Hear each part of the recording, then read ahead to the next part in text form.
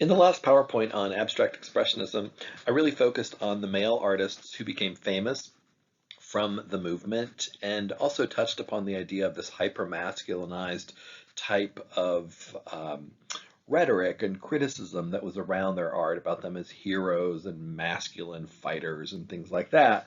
And in this PowerPoint, I want to talk about the artists who weren't recognized, that kind of fell between the cracks of history and of success, really. And not surprisingly, it's the women and the African Americans who, by and large, were ignored. And it's a two-pronged thing because some of these artists were actually uh, successful in their day, successful at least to the degree that they had exhibitions, that they showed their work frequently, that they were part of the abstract expressionist circle. They went to the Cedar Tavern. A couple of the women were even invited to the art club, even though they basically didn't allow women in for the most part. Um, but they were never successful institutionally. So museums never purchased their work. They never got reviews written about them extensively. And then, as a consequence, if you don't get that attention, art history doesn't really pick up on you. So you fly underneath the radar, and art history for many years didn't look for the women who didn't get recognized.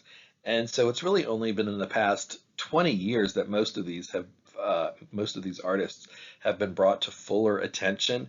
Really, in the past 10 years, it's gotten even better for a number of these women. So today, let's look at some of their work. Let's look at what they did and who they were, and think about some of the reasons for getting excluded from history. The artists we're going to look at in this PowerPoint presentation are divided into two different categories. On the left side, what we have is the original ABXers, and these are the artists who are the exact same generation as Jackson Pollock, as Mark Rothko, as Barnett Newman. They were artists who were in the same classes as them in some cases, who showed in the same galleries, who went to the art club just like they did, but who have been forgotten by history historically. And they are, of course, women and non-white people.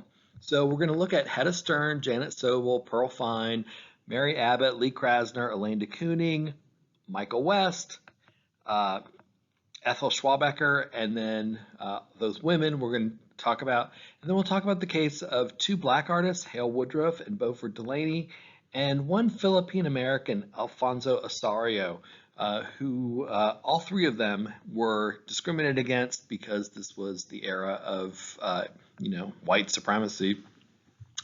And we'll see how their careers were impacted by not being included. And then we'll switch over and look at these artists that are considered second generation, second gen. And they were artists that were about 10 to 15 years younger than the original abstract expressionists, or ABXers as I call them. And these are artists who are also women, and then Ed Clark at the end is an African American male. And they kind of got stuck with this double whammy because they were considered second generation, and that almost equated in some people's minds to second best, or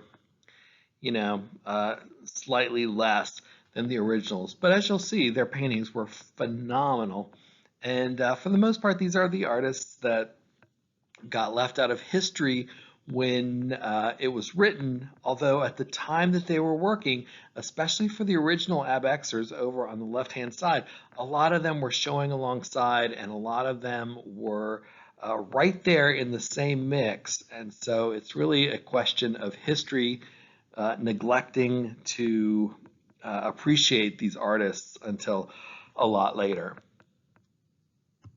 Hedda Stern is the most visible of the women who was in the circle of the abstract expressionists because she was in the Irascibles photograph that we talked a little bit about in the last PowerPoint, when these artists were protesting the Metropolitan Museum for being so conservative in their display of contemporary art.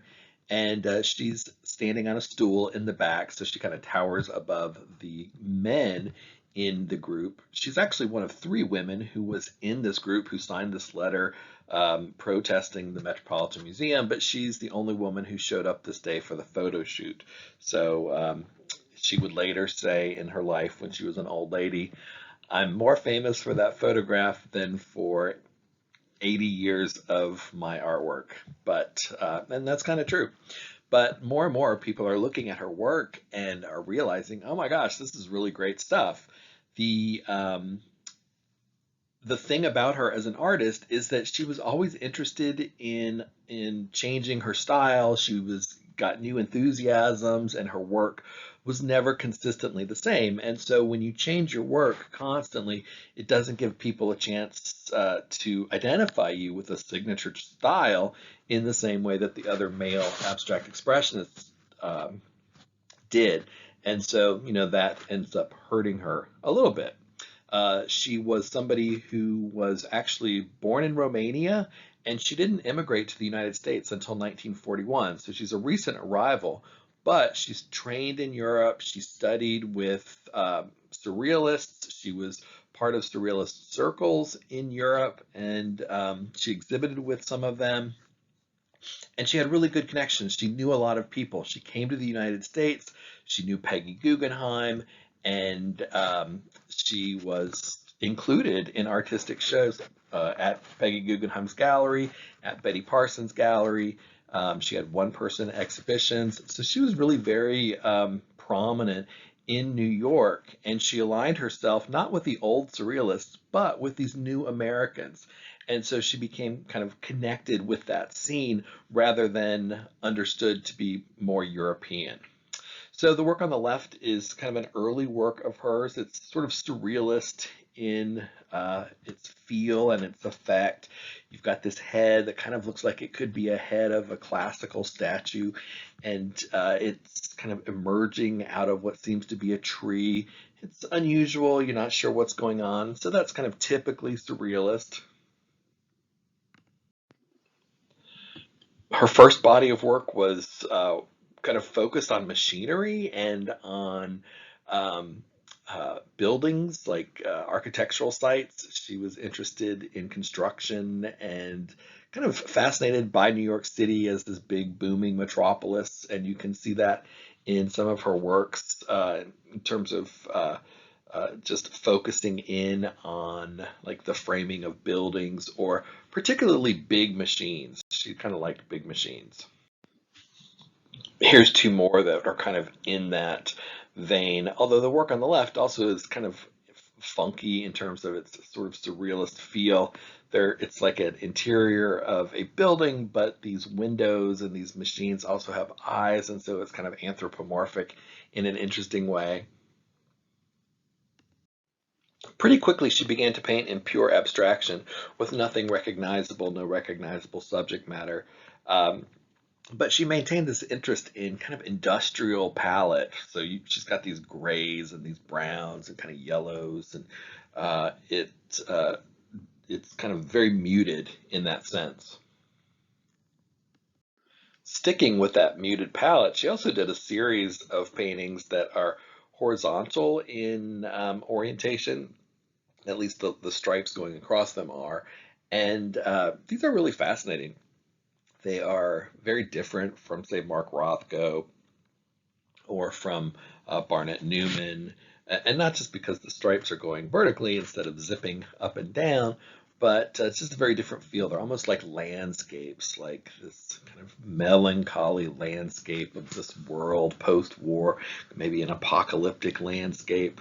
Really very interesting. And you can see she's kind of shifting between a more action painting type of approach, like in the last two slides where you can see the slash of her paintbrush and her palette knife, to this where it's just more flat color applied and it's more evocative and moody and has a more emotional feel. And there's the work for which she's probably most well known today, and that is this whole series that she did of these kind of complicated compositions in which you see lots of lines, but it's got this blurriness to it. It's as if you don't quite have it in focus. And that's because she started to use commercial spray paint in her works, and is really considered the first artist to do that in the United States, to take something that was not associated with fine art making and apply it to a canvas. And you can see there's still kind of industrial like. It's like you're looking through, uh, some kind of scaffolding or some type of armature, but it's got a really kind of appealing quality, and it really stands up today too. At the Art Institute in Chicago, they've got a Hedda Stern hanging on the wall as part of their regular collection of contemporary art or art after the mid-century, and it's beautiful, and it really holds its own against a lot of other works in that same space. Here's a couple more that give you a sense of just the different effects that she achieved in them. And again, it's almost like the work on the right, for example, it's like you're looking at a stretch of interstate highway or something, that you're looking at a construction site. They're very interesting, like I said, successful. And then finally, just two more because I like them a lot and wanted to show you more. So here they are. Hedda Stern had a long life, and she had, I think she would have considered herself a success. She exhibited throughout her life, but again, she was kind of dropped out of history until recently, and now she's getting more and more well known thanks to you for paying attention to her and recognizing her work. You will keep her alive. This next artist has a really fascinating story and deserves a lot more, I think, recognition than she achieved during her lifetime, although now, again, that's starting to turn around. Her name was Janet Sobel, and she was born in the Ukraine, but she emigrated to this country in 1908 when she was just in her teen years. She was, as an immigrant, she was poor. She married another immigrant, and they raised 5 children. And it was after her children were gone that she began to paint. And so she was essentially untrained artist. She was 45 when she started. She is credited with being the first to drip paint. This drip technique that Jackson Pollock became so famous for is actually something that Janet Sobel began to do. She dripped paint. She created an all-over composition where the paint goes from corner to corner and side to side, and there isn't a sense of a central image in her work. She varied between painting abstractly and painting representationally, as you'll see in a minute. I'll show you some of her representational images. But she kind of turned to art as, in a way, a therapeutic thing. Her children had left home. She was also thinking about her rough childhood. She was raised in the Ukraine. She came from a Jewish family. There was lots of anti-Semitism in the Russian Empire at the time. Her father was killed when she was a young child. Her neighbors were massacred. She barely escaped with her life as there was a riot against the Jews in her hometown. And, that's a lot of trauma to carry with you throughout your life. And she later spoke of these paintings as kind of therapeutic for her to get some of that out. Her grown son, actually recognized that her work was good, and he had met people in New York. He introduced her work to them. The first people to recognize it were the Surrealists who were in New York in the 40s, and then she got an opportunity to exhibit her work. So her first exhibit was in 1944, 3 years before Jackson Pollock turns to drip painting as his claim to fame. Janet Sobel had her first exhibition in 1944, like I just said, and guess who showed up to see it? Clement Greenberg, the art critic, with his friend Jackson Pollock. And Clement Greenberg later wrote, "Pollock and myself admired the pictures rather furtively. The effect, and it was the first really all-over one that I had ever seen, was strangely pleasing." And later on, of course, that would become what Jackson Pollock paints with. So Janet Sobel was recognized for her work. She had a magazine feature done on her, and this is the type of photograph that was typical of her. Because she was untrained, she was almost treated like a child. Here you see her with her canvas on the floor, also something that Jackson Pollock would do. And she's lying there, as you know, with her hand under her chin, and there's kind of an infantile appearance to it. She was described as a housewife over and over again, that was her career, that was her job choice, and her work wasn't considered noble and heroic or any of those words that you have associated with, uh, the male creators of abstract expressionism. And yet here she is responsible for one of the most notable features of action painting, and that is this drip technique and this all over aesthetic. So cheers to Janet Sobel. She, again, like I said, she's getting more and more recognition these days. The Museum of Modern Art, well, when I was there a couple of years ago, had one of her paintings on exhibit. And so she too is getting her long overdue recognition, although she got some during her lifetime. So, you know, I'm not saying that she was ignored during her lifetime, just that she doesn't um, roll off the tongue like Jackson Pollock and Mark Rothko do. These are a couple examples of some of her representational images. She liked to mix flowers and floral motifs in with these works, which is kind of a common motif in peasant art, painting on the interiors of houses. People have linked it to her childhood.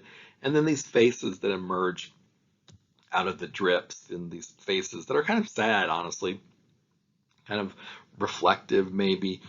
Um, and again, people have interpreted them as sort of sad reminders of her childhood. Her all-over abstractions, though, are generally viewed by people as being much stronger and as being, world-class works of art. She tended for bright colors. She wasn't, the muted colors like we saw with Hedda Stern. Instead, she liked reds. She liked purples. She liked things that were vibrant and life-affirming. Pearl Fine's an artist who was right in the thick of things at the development of abstract expressionism.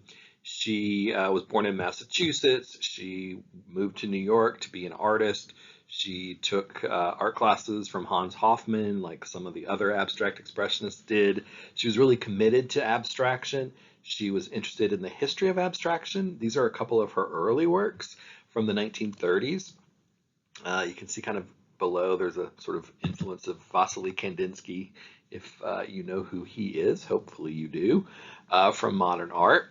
Anyway, Pearl Fine was somebody that was just an artist's artist. She lived and breathed painting. That's what she wanted to do all of the time. In 1940, recognizing that there weren't enough galleries that showed modern artists, she opened her own gallery in New York. It didn't last for too long because it was a little bit too early before the gallery scene started to explode. So she ended up closing it pretty soon. But still, it was just, it shows her commitment to the arts that she would do that, even though she mostly just wanted to spend her time painting. One of the interesting things that she did during her career, as well, when she was relatively young, is she got the opportunity to paint a copy of a work by Mondrian, and it's one of Mondrian's final works. It's titled Broadway Boogie Woogie. He painted it after he had moved to New York, and then he died soon after. But it was owned by a patron who was asked to lend it to a show of Mondrian's that was traveling the country, and she was worried about sending the original, so she commissioned Pearl Fine to make an exact copy that could be sent in its place. And Pearl Fine did this because she thought it would be a great opportunity to study really closely the work of Pete Mondrian and to see how he constructed his canvases and how he made an image. And so the work on the left is Pearl Fine's version of Broadway Boogie Woogie, and the photograph on the right is her copying from the original. And I've never seen her copy of it, but according to other sources, it's virtually indistinguishable, the difference between the two. So you don't often see artists doing this. It's not exactly a forgery because everybody was aware it was exhibited as a exact copy. But I don't know. I just think it's kind of interesting. Her own work, as she evolved into an abstract expressionist painter, tended more towards the action painting end of that group of artists. Her work was shown in New York in the 1940s and into the 1950s on a pretty regular basis. She was owned by, like her work was owned, for example, by Alfred Barr, who was the director of the Museum of Modern Art.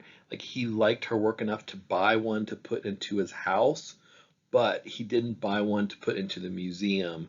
And you know why? Because she was a woman, exactly. If you've seen Mad Men or watched any Marvelous Miss Maisel is set in the same time period. That's an annoying show. But if you, in my opinion, there's good things about it, I know. But if you've seen just the way women were treated as just incapable of participating in public culture, as just inherently inferior to men in this overwhelming patriarchal culture, it must have just been so frustrating to be a woman, to be alive at that time, to know that you're pearl fine, that you're just as well educated as any of these male abstract expressionist painters, to know that your skills are top notch, top level, and yet people aren't buying your work, and you can't seem to get the recognition that you deserve. So very frustrating for these women who just couldn't catch a break and really never would. No women caught a break during this era. She made large, complicated, great paintings like this. In 2016, so only 4 years ago, there was a very large exhibition at the Denver Art Museum called Women of Abstract Expressionism. And it brought together all these forgotten women. And even though scholarship had been uncovering them for the past 20 years or so, uh, you know, people generally hadn't recognized how great the talent was. Pearl Fine, since 2016, has been recognized as deserving of so much more attention and so much more praise.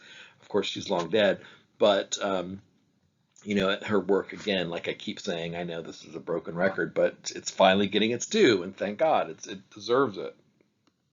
One of the things we know about her from statements that she said is that she was always very concerned that her work not look like another artist's. She did not want to be seen as a copyist or as somebody who was influenced by a contemporary. Instead, she really wanted her works of art to be purely pearl fine products, and that she struggled with every work and she resolved all the problems within each painting. But she was very adamant that she not be seen as a copyist. And maybe as a consequence of that, she was always experimenting. So she too didn't really ever stick to a signature style. Instead, she experimented. She was not pigeonholed into one type of artistic production. She never had a trademark. She never had a hook like some of these other male abstract expressionists ended up having. She did tend to work in series, and so she would sort of come up with a number of paintings that she felt were all related. And then once she had sort of felt like she was finished with that series and finished with those questions and problems that resulted from them, then she would stop and move on to something else. One of the series that she did for just a few years in the 1960s are really becoming almost her signature style now, many years after her death. It's called the Cool series. And when she painted them, some people said that they looked like Mark Rothko's, but those people aren't really looking very closely. As you'll see, they're very different. They're much more geometric, although they're not tightly geometric like Barnett Newman. They have their own character. They're not as mushy, and there's not this sense of emotion and this sublime quality to them, this transcendent quality that Rothkos have that take you to some spiritual place. In fact, like the name says, they're kind of cool. They kind of distance you. You kind of look at them and you appreciate them, but you don't cry in front of them like you would a Mark Rothko. So look at the next couple and see what you think.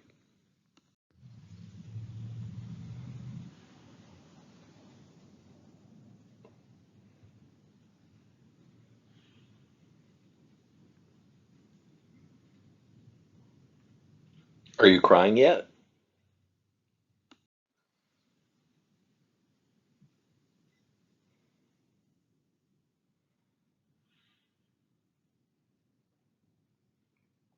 How about now?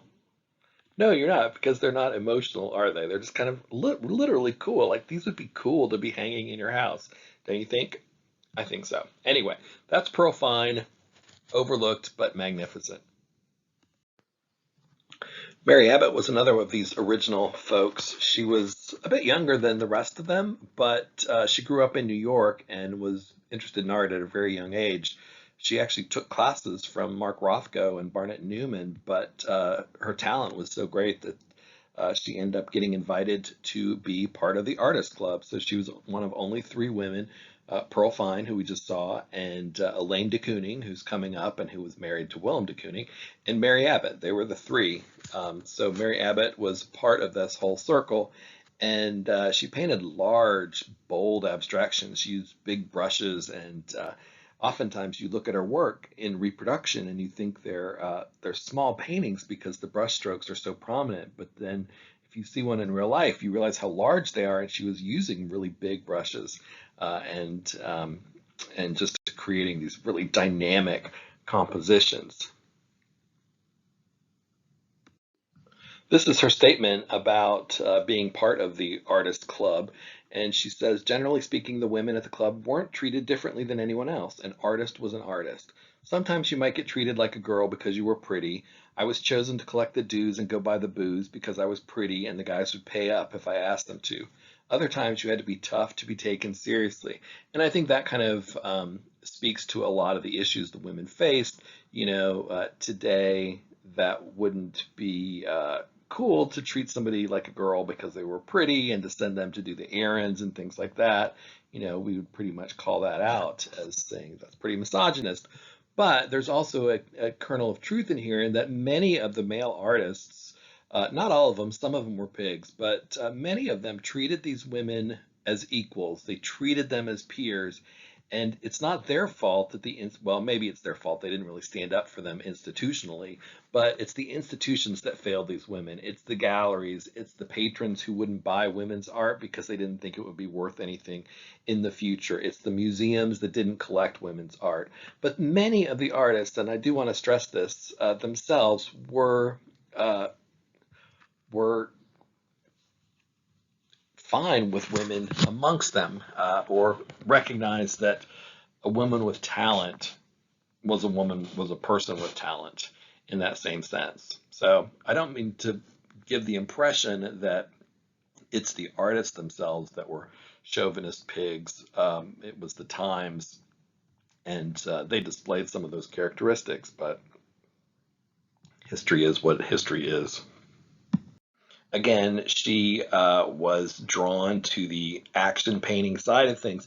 And I think once you start realizing how many of these female artists were action painters, and it, it you see what a promotional lie it is, this idea that action painting was for men and action painting was this macho vigor and things like this, because these women were making these great strokes and marks and doing this, creating art that has the same effect as the men. But we have sort of socially, there was a construction of this type of painting as being masculine, and that social construct never should have existed at all.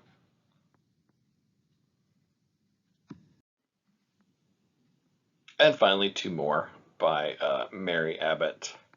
Bold, decisive, colorful, very active compositions, typical of her style.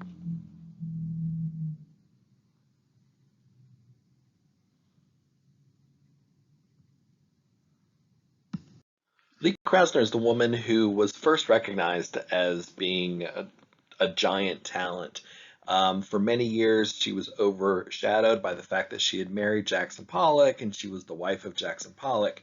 When Pollock died in 1956 in a car crash, she then became the executor of his estate, and those duties like literally took over her life. And so even after his death, his legacy kind of hung over her and made her pulled her away from painting and gave her a lot of different duties that she had to attend to as the widow of this most famous artist. But before that happened, she was somebody that had trained in the same types of situations as as these other women I've already talked about had. The one thing that makes her initial training stand out is that Hans Hofmann, who was a very grumpy fellow, did have this to say about her. He said, "This is so good," referring to a work of art that no longer exists. "You would never know it was done by a woman," referring to one of her paintings. She had a history of destroying a lot of her work. She was very critical of her work, and she would oftentimes tear them apart. She would burn them. So a lot of her early work doesn't survive. This is an example of some of her early work on the right when she was very involved in Cubism and developing an abstract language.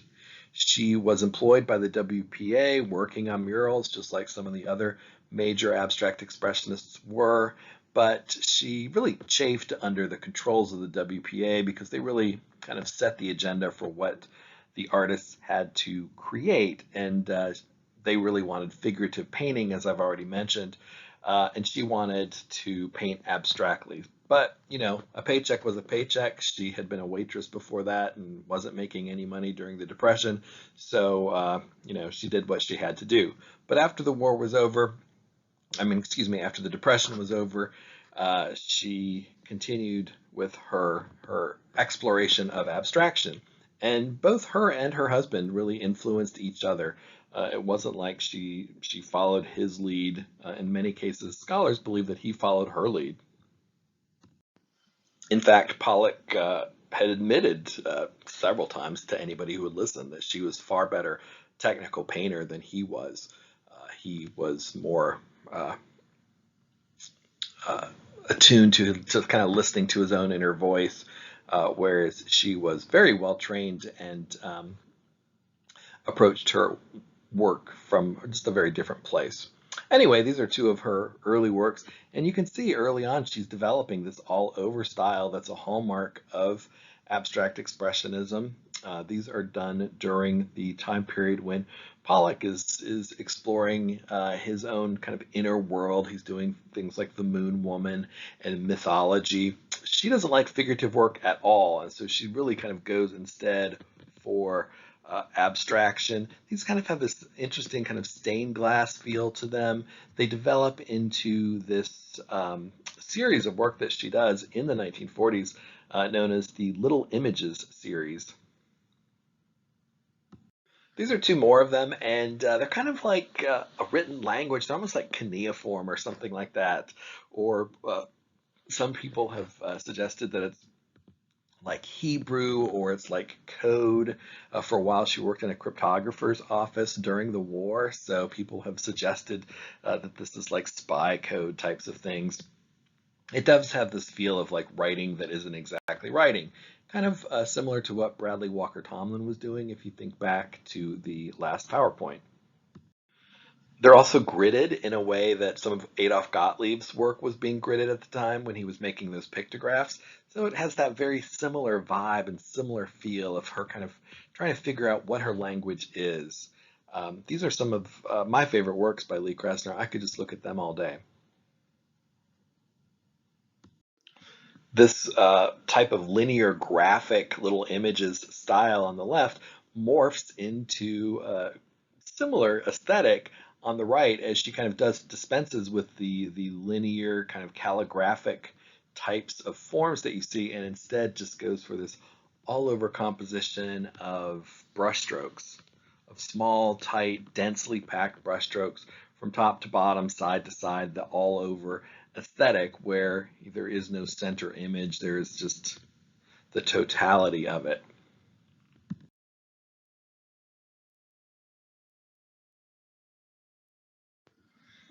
These are further kind of progressions, if you want to think of it as in terms of a progression, slightly later works than the ones we just looked at, starting to loosen up a little bit, not quite as tightly rendered, tightly packed in there as the slide previously, but these are all still relatively small paintings. And at the time, Lee Krasner and Jackson Pollock had been married. They were sharing a space. They were living in a kind of small, modest house, but Jackson Pollock had a garage studio, so he had big space to start making big paintings. And for Lee Krasner, she had to use an upstairs bedroom that was like the guest room. And so she was kind of confined to easel painting and to smaller paintings, literally because that was all the space that she had. By this time, Jackson Pollock was becoming a big name. His work was the work that was getting attention, and they were financially benefiting from his work for the first time in a long time. So it seemed to like pragmatically make sense to give him the bigger space.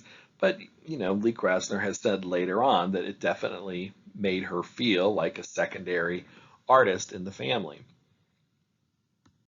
Once Pollock died, her works got big. Surprise, she moved out into his studio space, and that's when she really began to paint in this monumental scale that is so typical of abstract expressionist works when we think of a typical abstract expressionist work that is, mural scale that dwarfs the viewer in front of it. And so it took his death in order for her to be able to claim some space of her own for her own creative journey. So Jackson Pollock died in 1956. She really didn't get acknowledgement as an artist in her own right until the 1980s, when she had a retrospective of her work and people finally kind of caught on to a whole lifetime of her work. And this is what she said about the fact that she didn't get recognition.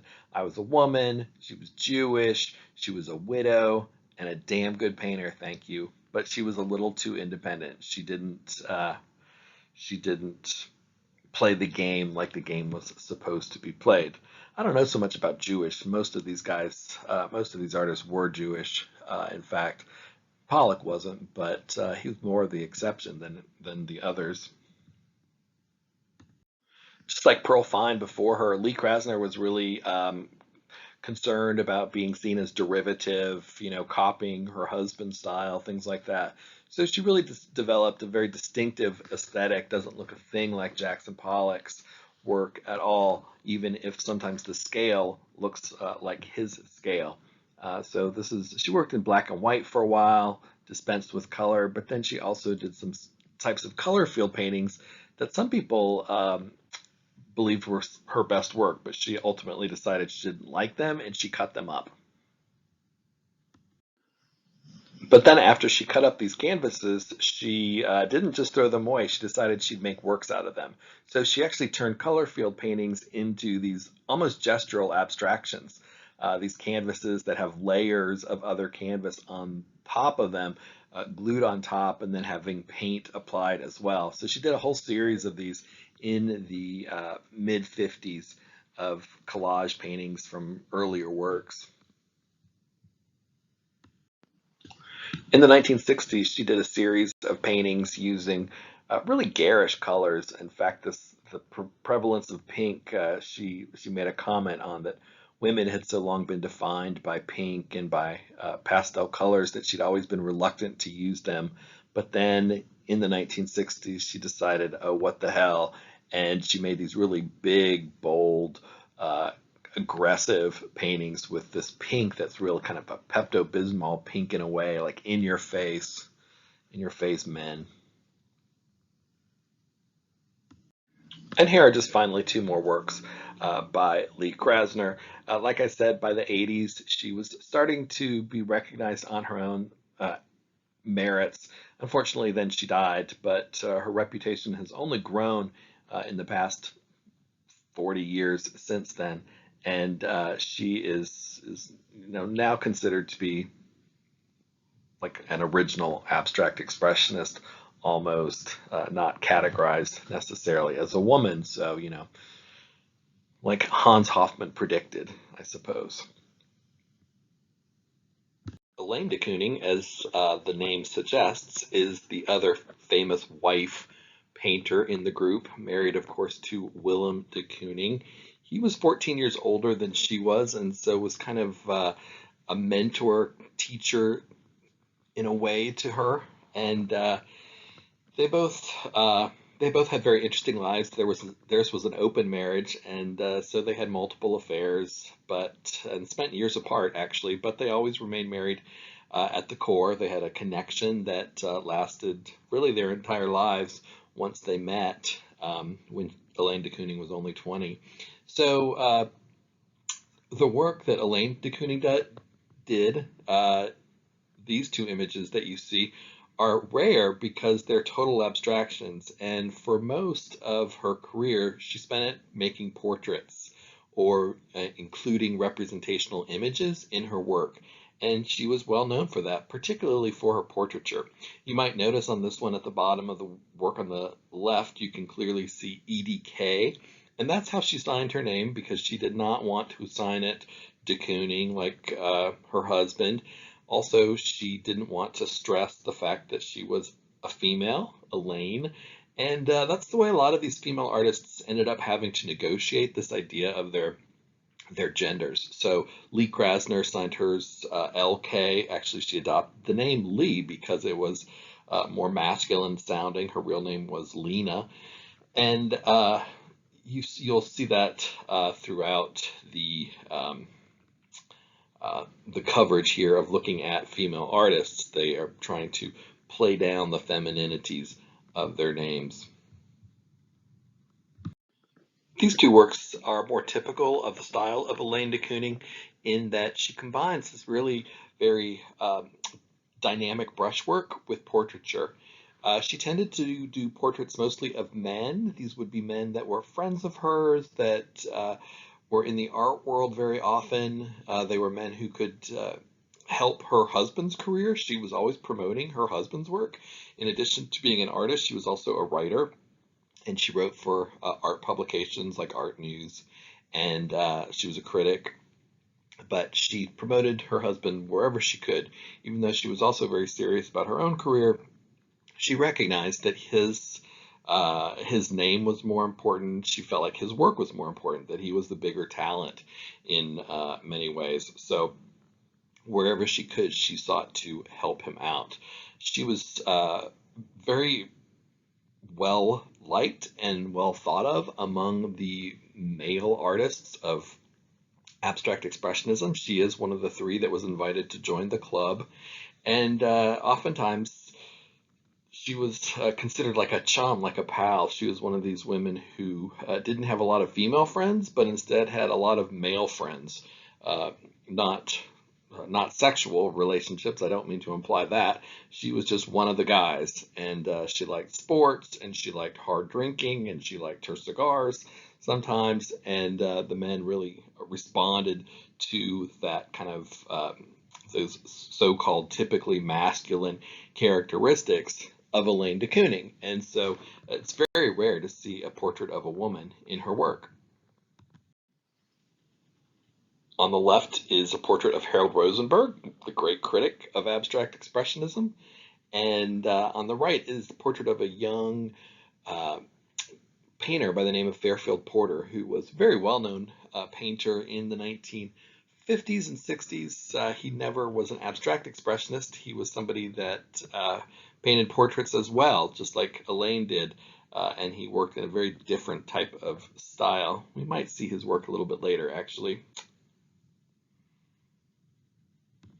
While her subjects could be well known, or at least today, oftentimes they're people that remain obscure, friends of hers who were artists or writers or dancers or poets, but who never really became well known after their lives. The work on the left, a guy by the name of John Glykos. The work on the right is a painter by the name of Robert De Niro, and he himself never became well known except for he had a son, and his son is the actor Robert De Niro. So this is Robert De Niro Sr. As just a friend of Elaine de Kooning. Or they could be somebody as famous as the president. Here, two of the finished works of John F. Kennedy. She did several other paintings of him as well. She was initially commissioned to do it by the Presidential Library, but then later she just kept painting him because she found him a fascinating subject. For her part, Elaine de Kooning had an interesting take on portraiture. She felt that she was more interested in getting the pose of the body accurate than on facial details. And so she would often leave the face blank, as in the case of the poet Frank O'Hara on the left, or she would just obscure the face in some ways, like the heavy shadow of Leo Castelli, who owned a gallery, a very well-known gallery that we'll see more of this semester on the right, or she would paint the face in its entirety, like you see in the bottom, which is a painting of Alex Katz, who was another portraitist working in New York at the time. She says, famously, I am more interested in character than style. Style can be a prison, and so she varied her style throughout her career. Some of my favorite portraits are the ones where they just barely even hold together at all, but are a jumble of brush strokes. The faces aren't present at all, like the work on the left, or just barely sketched in, like the work on the right.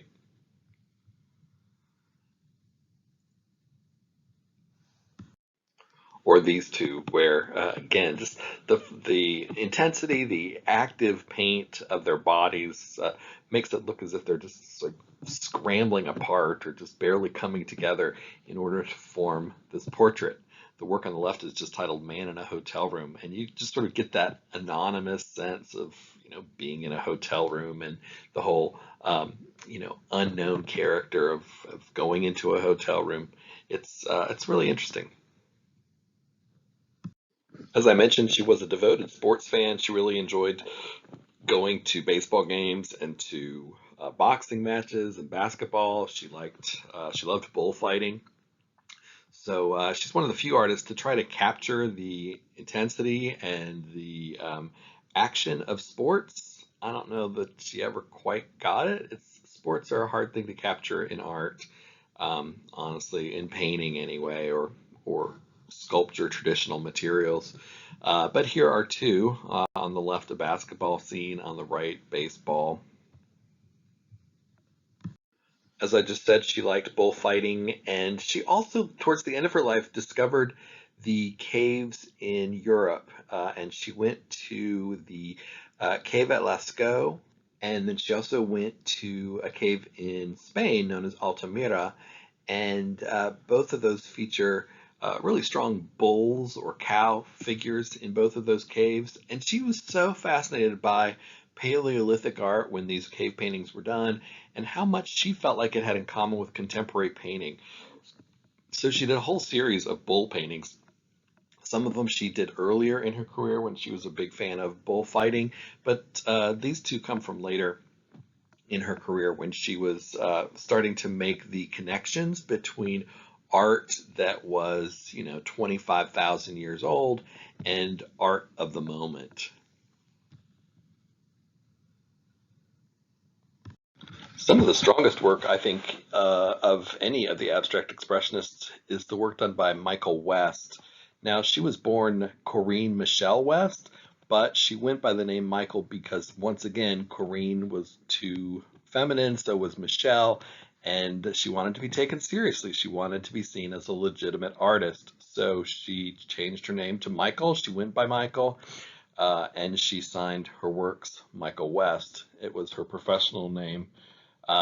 She exhibited with Rothko and Gottlieb in the 1940s, and you really get a sense that she shares their sensibility of primitivism and this idea of living in this new age. In fact, she spoke about one of the inspirations for her work was just the explosions of the atomic bomb, the turmoil of living in the nuclear age, the tensions of the Cold War that came after the nuclear explosions. And her work is all about this struggle and this kind of there's a dark, foreboding sensibility to a lot of her work. These are a couple works from the 1940s, and you really get a sense of similarity with the work of Jackson Pollock at the same time. Now, Pollock retained figurative elements, but this sort of dark outlining and this palette with yellows and reds and blues is really quite similar to his at the same period. So maybe if you don't remember, flip back and look at some Jackson Pollocks in the other PowerPoint from this period before he went into his full-blown mode of action painting. But there's some interesting overlap, I think, in the work of those two. These are two works that are somewhat similar in that the markings on the left in yellow and the markings on the right in white sort of form like an alphabetic kind of thing, just like we saw in the works of Lee Krasner or in the works of Bradley Walker Tomlin, for example. So we've got some similar overlap in the work of different artists, but each is still unique and kind of individualized. Her work often varies between these big, bold strokes like you see on the right, and then these much smaller little fine line details of these meanders or these drips that you can see on the left. But still, the overall sense of them all is kind of chaos and movement and kind of a lack of resolution in a way, like they're trying to find their way. Just like she was, and really to her mind, just like the whole world was, struggling with the consequences of World War II. Finally, here's three more from the 50s. I could kind of just keep looking at her work all day. It's got this sort of sloppiness to it, but it's like structured sloppiness, kind of like my office, if anybody's ever been there. But I don't know, it's very appealing. She's one of my super favorites, and I hope she's yours too. Ethel Schwabecker is the last of the first generation of abstract expressionists that we'll look at, although I've left out several other women simply for the sake of time. But she's probably got the most unfortunate of the names of these artists in terms of rolling off your tongue and being well known. Ethel Schwabecker was born in New York and lived there for most of her life although she spent about 5 years in Europe studying art. But she went to the Art Students League. She was friends with a number of abstract expressionists. She exhibited her work with them on occasion. She is somebody who was really interested in surrealism, very interested in psychology and Freud and psychoanalysis, and then the ideas of Jung. But you don't really see it a lot in her work. That might be because a lot of her early work hasn't been published or perhaps is unknown. She's kind of still a question mark. People need to do a little bit more research on Ethel Schwabecker. You do see in looking at her work that her palette is much lighter than, say, for example, Michael West, who we just looked at. Lots of bright, vibrant colors. Again, there's a real sense of movement in the works that she did. She worked on kind of standard easel paintings like this, but also on a quite large scale. This is one of these larger paintings that she did along the lines of Pollock sized, size of a wall of a room.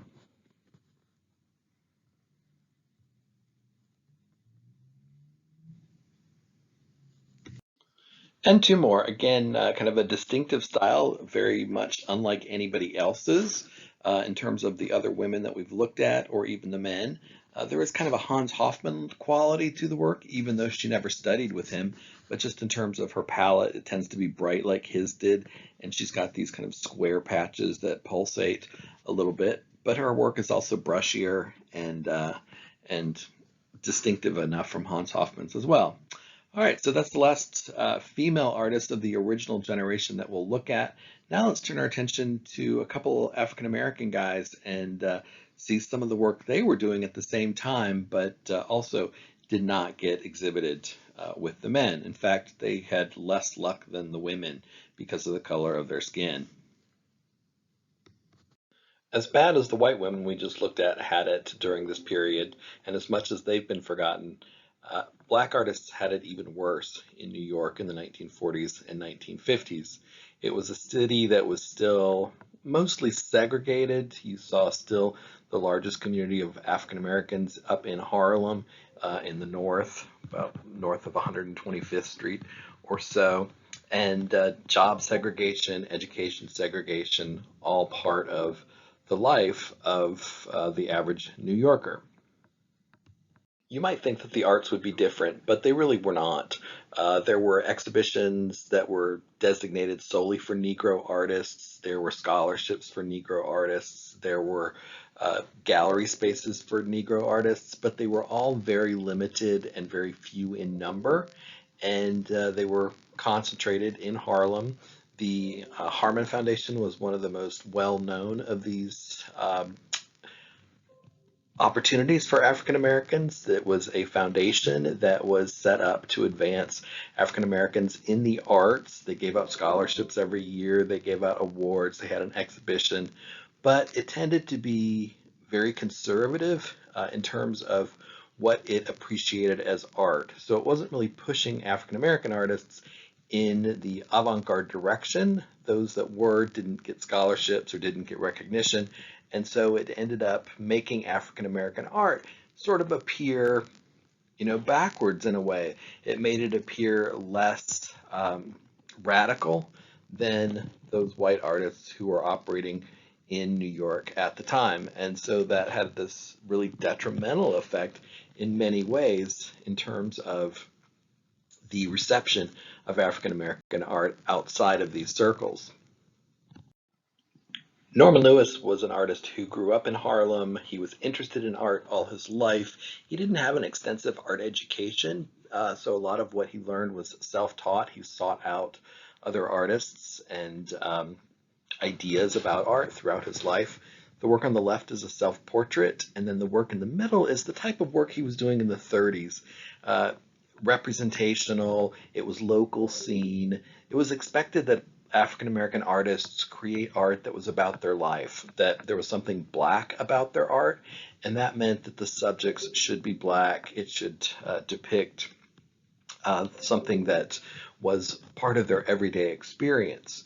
If they didn't choose that subject, then they were accused of being not black enough, or they were accused of painting white, or that they were out of their league. But he was interested in abstraction. He was interested in the ideas that were associated with the New York school, with the abstract expressionists.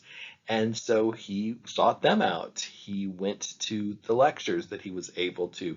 He went to a couple meetings of the club, even though he wasn't a member. And eventually he began to develop into an all-over abstract style, like the work that you see on the right. That's one of his early abstractions from the 1940s. So even though he was the only African American in this first generation of abstract expressionists, he never felt that he was welcome. He never made any relationships with the white artists that were there. He even worked on a WPA project with Jackson Pollock, but didn't ever really get to know him. And he felt that he was treated as somewhat of a second-class citizen by them, just not taken seriously. And he didn't show his work with them. He didn't get any gallery contracts as a result of his painting style. And more, he pursued abstraction. These are some of the works that he was doing by the late 40s, early 50s. They're very busy. There's lots of linear elements as well as colorful elements. For a while, identifiable things appeared in these kind of mazes and grids. And then he sort of shifted into a more full abstraction by the 1950s. Even though Norman Lewis felt alienated from the mainstream abstract expressionist group, his trajectory really kind of followed what theirs was, because by the early 50s, he had started to develop a very distinctive voice of his own, a very distinctive abstract language, so that when you look at a Norman Lewis today, it looks nothing like anybody else's. And so he managed to uh, do what these white artists were doing. Yet unfortunately, he still didn't get the type of attention and financial rewards that they did. So his work that this develops is this work like you see here on the screen. It moved from that kind of colorful, rigid, linear style that we saw in the slides before to this one where there's a combination of linear elements and then it's almost laid on top of what seems to be this smoky, cloudy layers of almost billowing color behind it. Even when you've got a drawing, as you see on the left, he manages to sort of give this smudgy charcoal cloud-like and then this very active, busy surface. And this becomes very Norman Lewis, as I just stated, and he'll do it for the next 20 years. He's really interested in this style that he develops. This was recognized by a couple of different places as early as 1954. He won a prize, the first prize, at the Carnegie competition for that year. Every year there's a competition at the Carnegie Museum in Pittsburgh, and it was a national competition, and he submitted a work. He won first prize. But that didn't lead to him getting any gallery representation. It didn't lead to museums buying his work. It didn't lead to his name being well known, unfortunately. By the late 50s and early 60s, his work had stylistically evolved into this, which is very related to what he was doing before, but now the linear elements almost become like crisp autumn leaves or crisp shadows or puzzle pieces even, and then you still have that ambiguous background, but now they kind of compete with each other in a very interesting way. There's like flat color with the geometric elements, but then the color of the background and the color of the cloud is really very worked, and it's modeled and it's not just flat. So it creates a very intriguing textural surface. Norman Lewis continued to paint throughout the 60s and into the 70s, again, pretty much sticking to the style that you see here. These are two works from the 70s. But unfortunately, at this stage in his life, he had to take teaching jobs on in order to pay the bills. And by this stage in the careers of the surviving abstract expressionists, they were living outside of the city, they had healthy bank accounts, they owned large properties, and they were successes with retrospectives in major museums and their works in really throughout the country and in the homes of wealthy collectors. And Norman Lewis really never got any of that. He died in 1979 without ever seeing his work become acclaimed in the way that the other abstract expressionists did. So somewhat sad for him, although now his work is commanding higher and higher prices, and so his descendants, his family can benefit from that to a degree, his estate. But it's tragic when artists don't get that recognition while they're still alive. But that's the case with African American artists working at mid-century. It's not just Norman Lewis, it's the standard tale for these other artists that we're just about to look at. You can see their work, but unfortunately there are no happy endings for most of them, with the exception of one guy that we'll see at the very end. Hale Woodruff was born in 1900 and so was of the generation of the original abstract expressionists. And I shouldn't have said that all these artists didn't receive recognition, because Hale Woodruff certainly did. In the 1930s and 1940s, he was very well known as a painter of murals. He got commissions to paint murals at historically black colleges because he had come up through this system of black patronage. He painted in Alabama, in Georgia. He even got a commission to go out to California and paint a mural in San Francisco. And so his work was widely known within black circles, but it was known as figurative, very much in the vein of the 1930s WPA murals that had been so popular then. But by the 1940s, increasingly they had kind of fallen out of style, and his work was not as in demand as it had been at one stage in his life. He moved to New York and wanted to be a part of the New York art scene.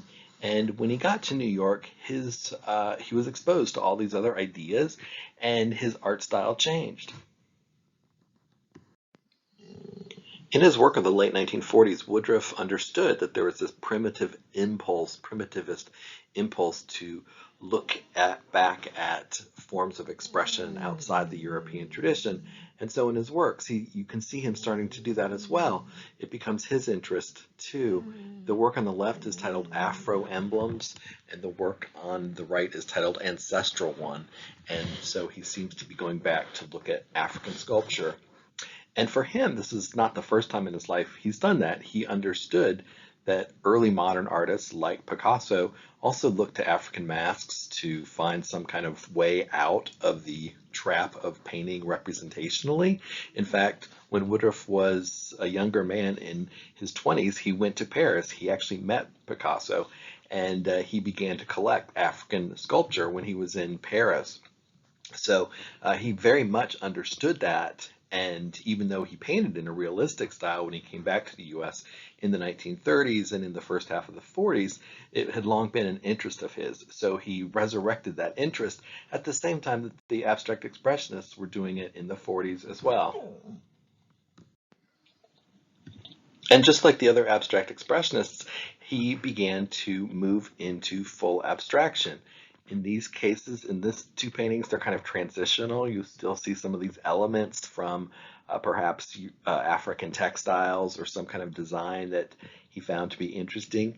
And so you see them starting to float and move about, not in the grid like you saw in the work previously, the work titled Afro Emblems.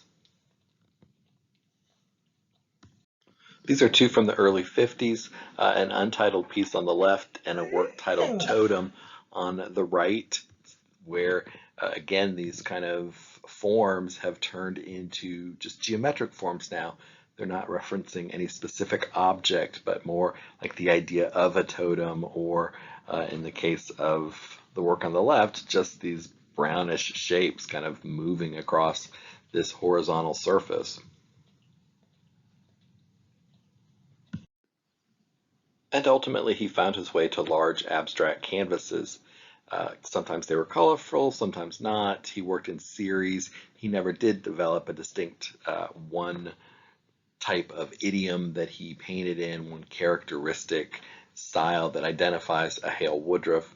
And as a consequence, he never gained fame. He taught for the last 20 years of his career. He was an art professor, a painting professor at New York University. So it was a pretty good gig, but it wasn't remunerative for him to just sell paintings. He couldn't live just off of the sale of his art. And here's two more in a different series, kind of more muted, black and whites and grays.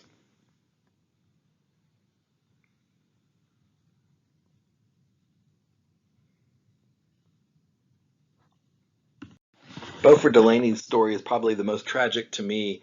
He arrived in New York City in 1929. He grew up in rural Tennessee, and he was both black and gay, and he ended up being doubly marginalized, doubly excluded because of that. He was not accepted really in the African American community, and in Harlem, where that sort of nucleus was in 1929. He attempted to fit in, he attempted to pass as straight, and he just never felt like he could be comfortable with people, and he never developed any friendships in Harlem. He ends up moving and living in the West Village, where there was a large gay crowd, but he was uncomfortable being gay, really. He felt very guilty about it.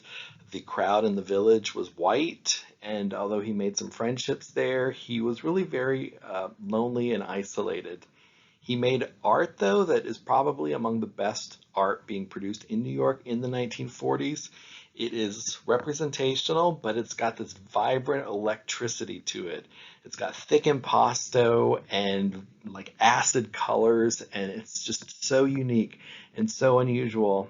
and people didn't know what to do with his art. They didn't appreciate it at the time. They didn't purchase it. It wasn't exhibited, and he just ended up with a series of menial jobs, getting jobs as a dishwasher or as doing whatever he could, an elevator operator, whatever he could, where he could, and scraping by in order to buy art materials. These are two works that he does in the 1940s, Jazz Musicians on the left, playing a gig, and Still Life on the right, where he's got this African figure, and then what seems to be African-like textiles behind it. You've got that vibrant curved line along the side of it. These paintings are generally very small, and they're just dynamic and electric with color, though, whether it's looking at street vendors or, again, another scene from this jazz club where the colors kind of evoke the music, they evoke the rhythm, they evoke the passion of music.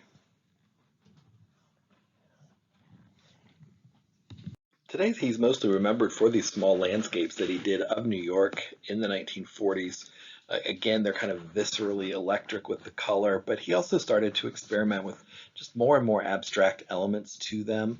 But the scenes are just everyday scenes of different parts of the city at night, whether it's these homeless men in the park who've lit a fire in the trash can, or just this other scene, I forget which area of New York that is, on the right.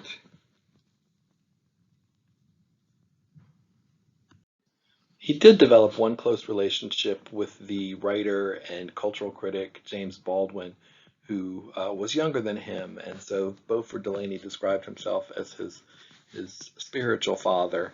This is a portrait that Beaufort Delaney did of James Baldwin, and he would do a number of them throughout his lifetime. He did seem very close to him. James Baldwin was also gay, also an African American, and they they forged a real connection. It's not clear if it was a romantic relationship. Many people have tried to figure that out, but ultimately they were lifelong friends. And during this time, he's also starting to experiment with more and more abstract compositions, as you can see on the work on the right, where it's just a series of symbols kind of floating in space, a dove and an eye, a star, a heart. And even over on the portrait of James Baldwin, you've got all this great colors on the bench that he's sitting, which start to just become free-flowing forms of paint and color.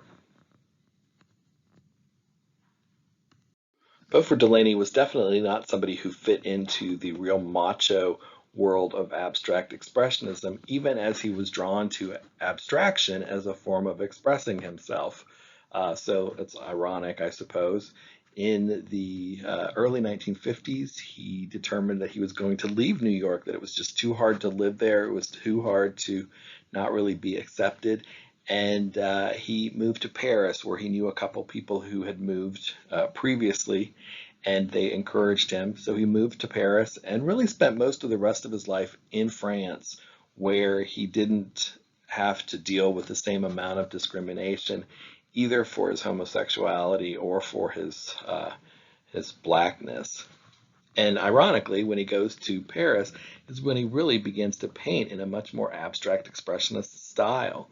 So he kind of takes that with him to Paris, something that he's seen around him in the art galleries of New York. And then when he leaves, he's able to kind of cut free into this abstract realm.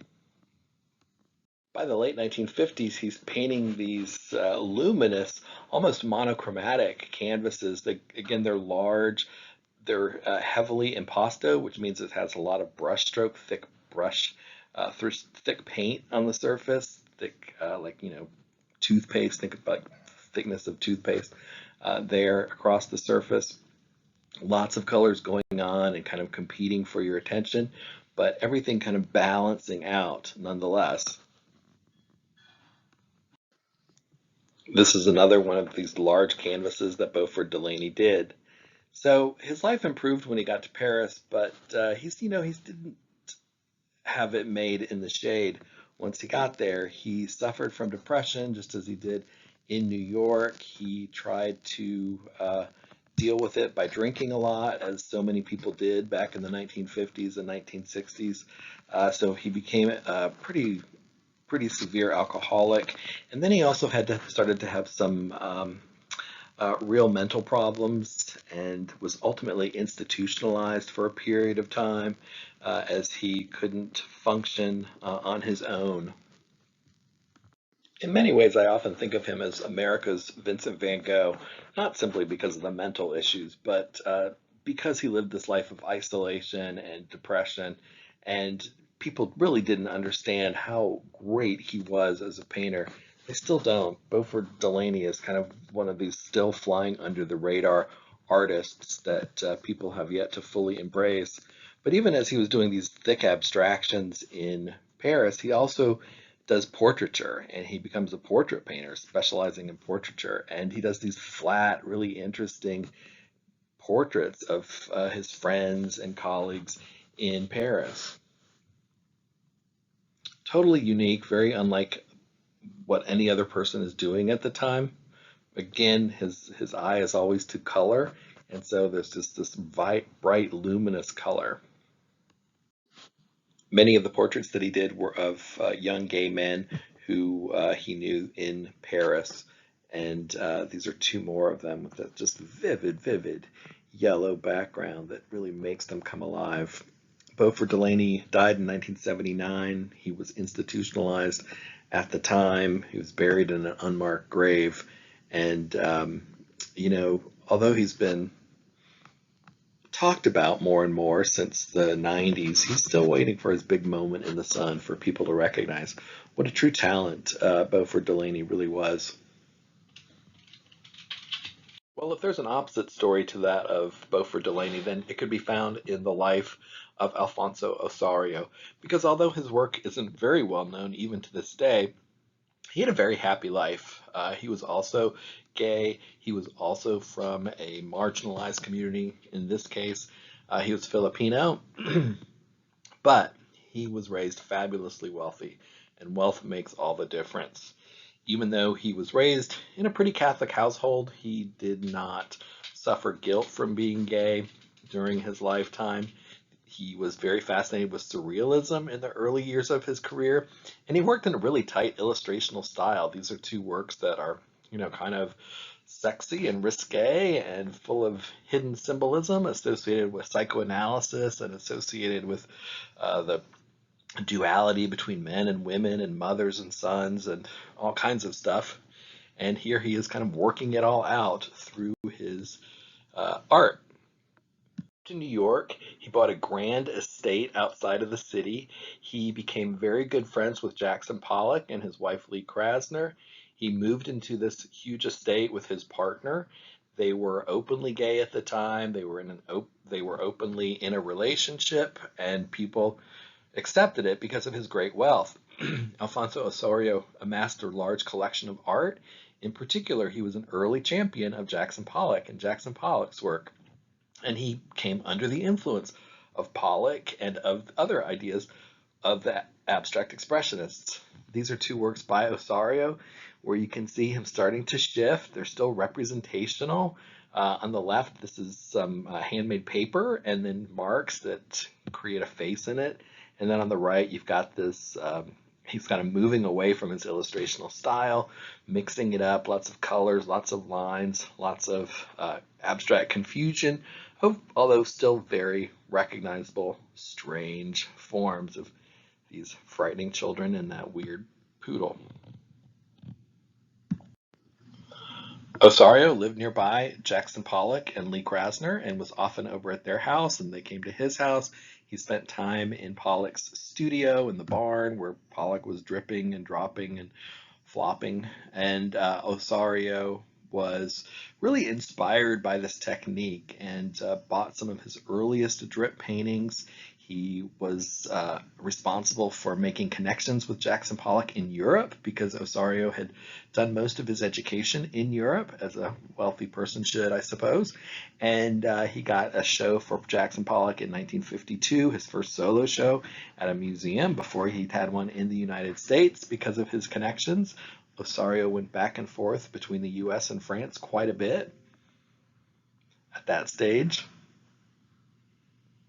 And this is the work that he was doing, continuing in this vein of trying to incorporate some of these gestures and action painting.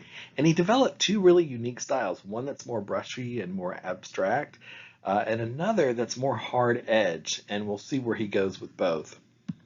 In terms of his gestural abstraction, these are two of his earlier works that become total abstractions, although you can still make out maybe an eyeball or two or something kind of creeping in there. That was part of Alfonso Osorio's interest in the things that lurk beyond the surface of things, the chaos at the center of the world, maybe. Anyway, these are two of those, like I just said. And then he does a series of drippings in white paint. So it's almost the opposite of Michael West if you think back to her dark mark making. Here it's light and it's drippy and it's fluid, and it kind of obscures and covers some of the earlier colorful paint that he's laid down in this series. The other type direction that he goes in is this work called The Beachcomber from 1953. And it's a large wall piece, again, Jackson Pollock kind of size, grand scale. But this one is almost like he's taken this gestural, drippy abstraction and he's made it into a cartoon. It's like a Cartoon Network abstraction. If, Finn and Jake were going to make a painting, this is what it would look like, wouldn't it? Like you can almost imagine these squiggles coming to life and dancing around. It's so interesting and fascinating. Unfortunately, he doesn't pursue this, and he does some other paintings in the style, but he doesn't pursue it for very long because he becomes totally enamored with creating collages. But first, he starts affixing stones and found objects onto the surface of paintings, like the work on the right. And then he just sort of dispenses with painting altogether and creates these sculptural assemblages that are collaged elements. He really liked to use taxidermy eyeballs, that taxidermists use for their stuffed deer and things, and mixed it in with shells and stones and bits of plastic materials. And they have this really kind of trippy, otherworldly feel to them with all those eyeballs staring out at you. Here's a couple more so that you really get a sense of how sculptural they become. But yeah, he just followed his interests. He became a huge advocate for a French art style known as art brut that was practiced by Jean Dubuffet, who's an artist we'll look at in just a couple of weeks. So keep that in mind. I'll remind you of Alfonso Osorio then as well. We just looked at are all artists that were of the same generation as Pollock and Rothko and Newman and all the biggies of abstract expressionism. But there was another wave that came after them, the second generation. I won't spend as much time here. I'll sort of go through these much quicker so that this doesn't end up being a forever PowerPoint. But I just wanted you to look at some of the artists that are associated with the second generation. There's actually a lot more that are associated with the second generation than are associated with the first. People always being rediscovered because this became the prevalent style. This is when abstract expressionism really took hold in the 1950s in America, and so everybody is painting in this mode of expression.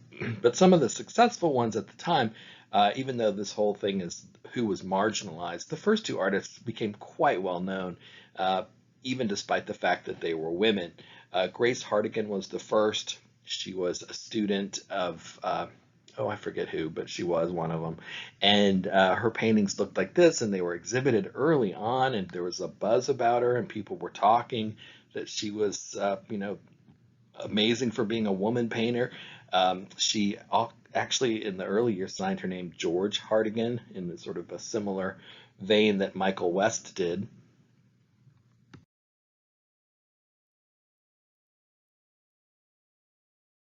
What I find interesting about Grace Hardigan, especially, is that even though she was met with very early success in New York, she wasn't happy just painting these splotches of paint, and she started to introduce subject matter into her work. And so on the left, you can see like this small figure on the lower left, and a doll's head on the upper kind of left third of this composition. You can see a figure in the right image. And this was completely forbidden. This went against Clement Greenberg's idea of formalist modernism, and Grace Hardigan sort of had a quick fall from grace. She could not get arrested in that town.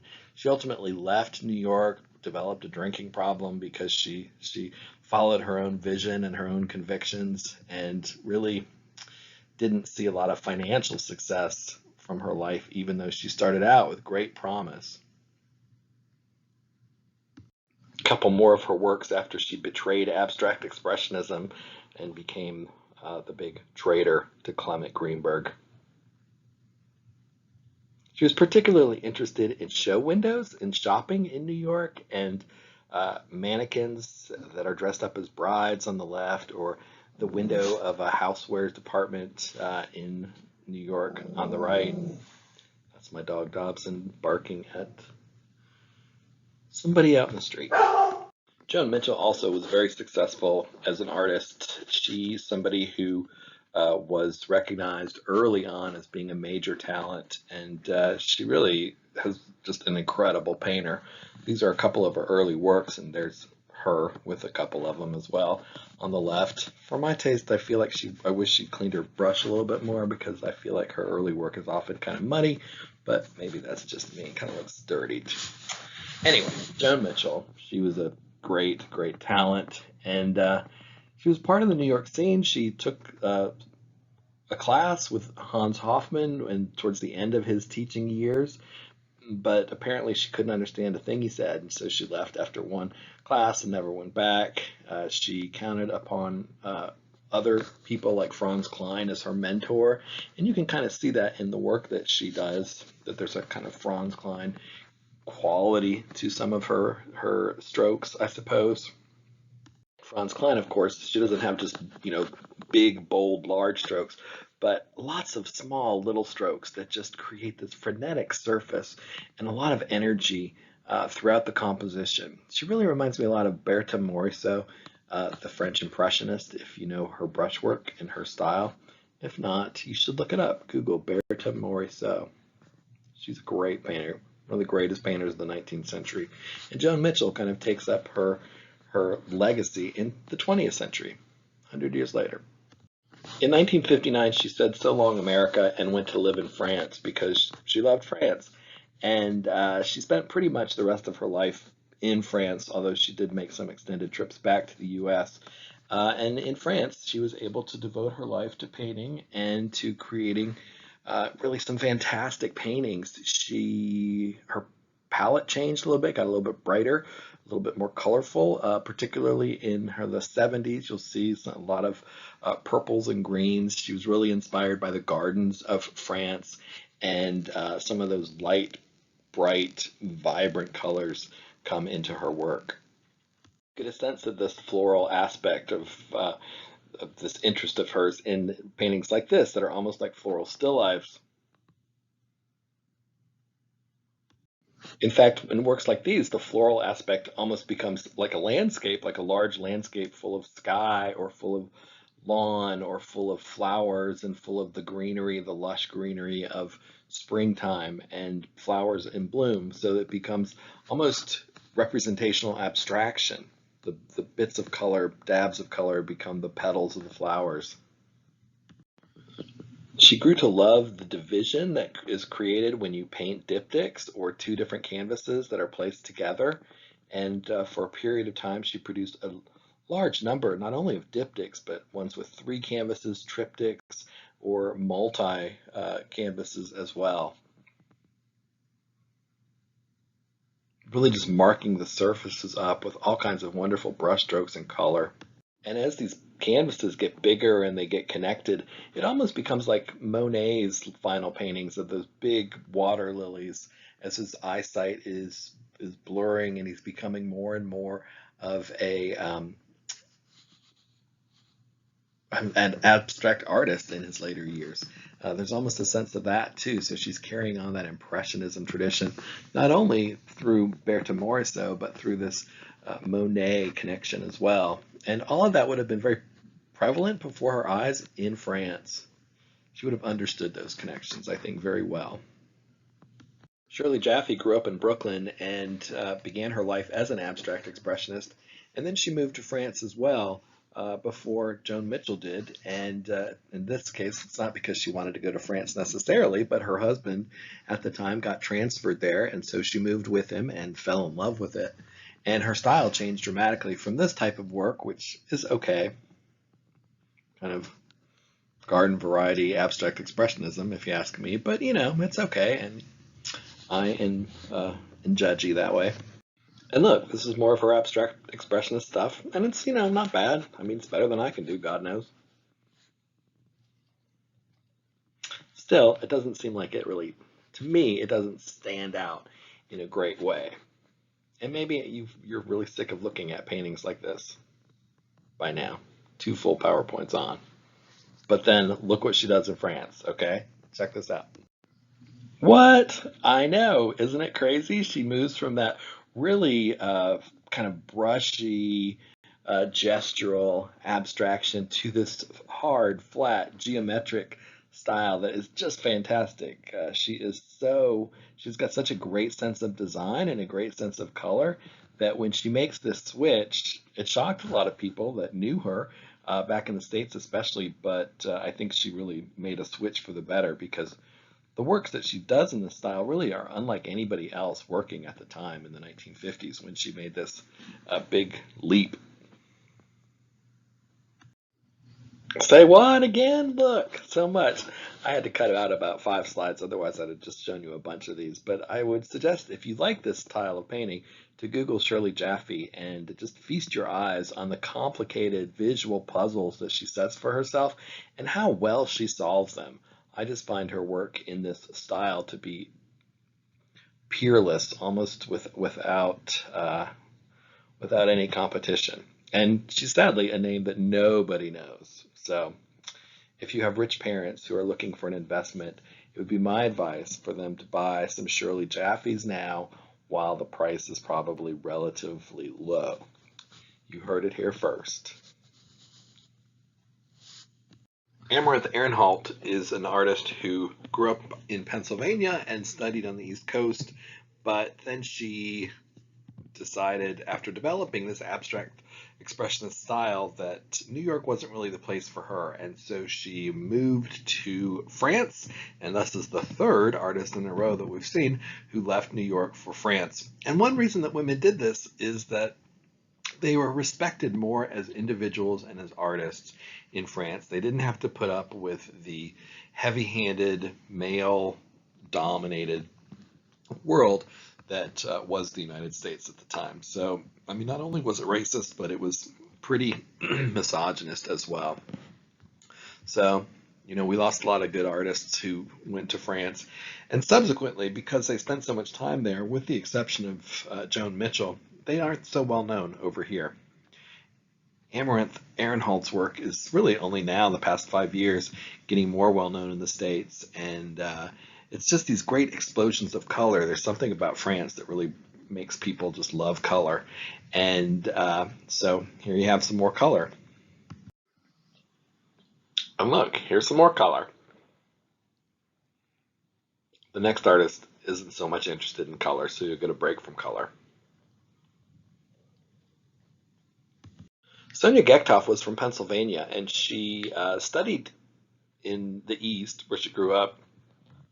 She studied art, and then she moved to San Francisco. And while she was in San Francisco, she developed a strong abstract expressionist practice in the early 1950s. And kind of the reason I wanted to include her is because there was a whole group of female painters in San Francisco that really were producing strong work, and they felt they were kind of more free from the discrimination that female artists in New York were subject to, just because San Francisco itself didn't have such a strong art scene.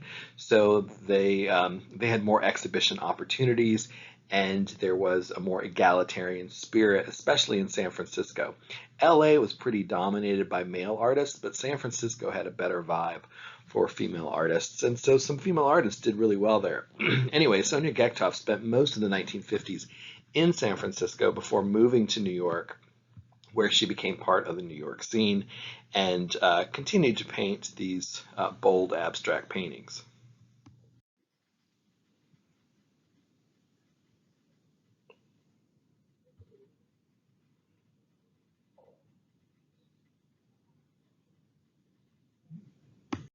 You might notice that Gektoff's work is quite dark, lots of browns, lots of blacks especially, and that was something that she would really be interested in for most of her career.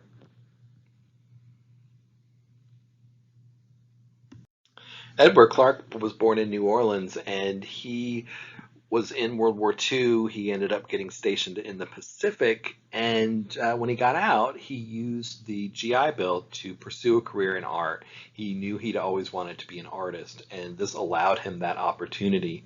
So he went to the Art Institute of Chicago, and while there, he learned about abstract expressionism to a degree, but it wasn't until he studied in Paris afterwards. He went there and spent about five-ish years in Paris, and then he came back. And it was in Paris that he really learned more about the abstract expressionist ideas. And it was actually while he was in Paris that he had this breakthrough moment in his studio when he was painting, and there was a janitor's broom in the corner of his studio, which is like one of those push brooms that has the horizontal base on it, but with the brush with the bristles. And he thought, I wonder how that would work as a paintbrush. He had these large canvases, and so he started to experiment with enamel paint and with these brooms as brushes. And it turns out that it was something that he really liked. And so he started incorporating brushwork through brooms of various sizes into his artwork. And he makes these large paintings, obviously, with if you're using a broom to brush around the paint, with these big, bold strokes. Here's some more of his work where you can see that's much more active and a kind of aggressive type of explosive energy. A lot of his work really favors horizontal lines, and so he'll often have this paint application either brushed on with one of his brooms, or later on he would wipe it on to the canvas with rags and towels.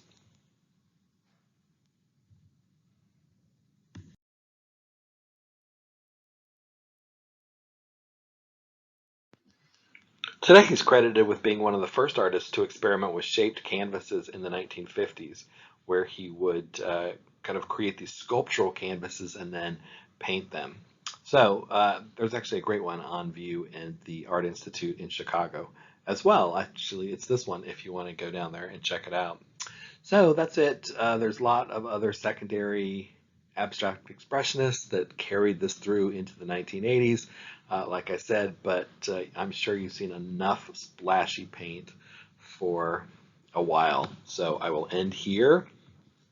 Thanks for watching.